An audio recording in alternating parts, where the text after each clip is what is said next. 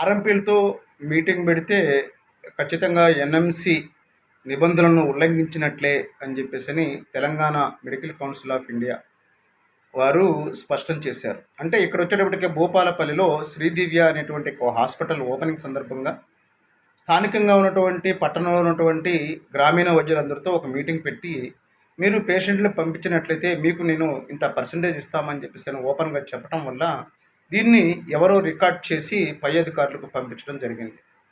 మరి దీనివల్ల పర్యవసానం ఏంటంటే ఆ హాస్పిటల్ మేనేజ్మెంట్ అయినటువంటి కుమార్ గారికి మరియు వైద్యురాలు శ్రీ దివ్య గారికి ఒక నోటీస్ పంపించారు. మరి ఈ నోటీసుల సారాంశం ఏంటంటే ఆర్ఎంపీ వైద్యులను ప్రోత్సహిస్తున్నారు, ఇది ఎన్ఎంసి యాక్ట్ ప్రకారం ఇది విరుద్ధము అని చెప్పేసి నోటీసుల్లో సారాంశం. మరి తెలంగాణ రాష్ట్ర ప్రభుత్వాలు ఏం చేస్తున్నాయి అని చెప్పేసి మనకి పెద్ద ప్రశ్న. అటు బీజేపీ వచ్చినా, టీఆర్ఎస్ వచ్చినా, కాంగ్రెస్ వచ్చినా గతంలో ఉన్నటువంటి టీఆర్ఎస్ వాళ్ళేమో మేము గ్రామీణ వైద్యులకు ప్రత్యేకంగా ట్రైనింగ్స్ ఏర్పాటు చేస్తాం, వాళ్ళకి ఒక బోర్డు ఏర్పాటు చేస్తామని చెప్పేసి ప్రభుత్వాలు చెప్పాయి. మరి ఇప్పుడు వచ్చినటువంటి కాంగ్రెస్ ప్రభుత్వం, రేవంత్ రెడ్డి గవర్నమెంట్ కూడా వారిని మేము నెత్తిన పెట్టుకుంటామని చెప్పాయి.